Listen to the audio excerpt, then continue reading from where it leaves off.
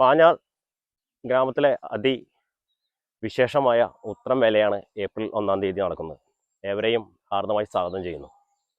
ഉത്രം വേല എന്ന് പറയുന്നത് പാഞ്ഞാൾ എന്ന ഗ്രാമീണതയുടെ ഒരു മനോഹരമായ ഉത്സവമാണ്.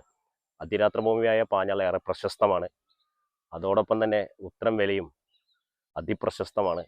പ്രശസ്തരായ ഒരുപാട് കലാകാരന്മാർ അണിനിരക്കുന്ന ചെറിയൊരു ഗ്രാമത്തിലെ വലിയ ഒരു ഉത്സവമാണ് ഉത്രം വേല.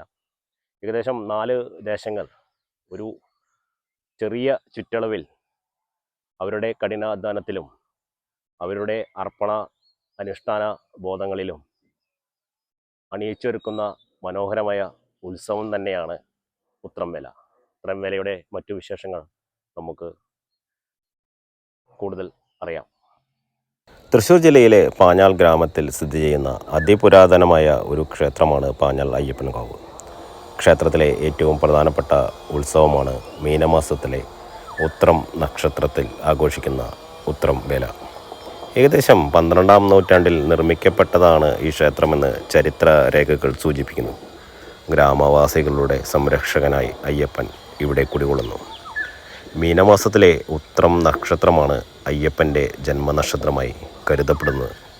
ഈ ദിവസത്തിന് പ്രാധാന്യം നൽകിക്കൊണ്ടാണ് പാഞ്ഞാൾ ഉത്രം വേല ആഘോഷിക്കുന്നത്.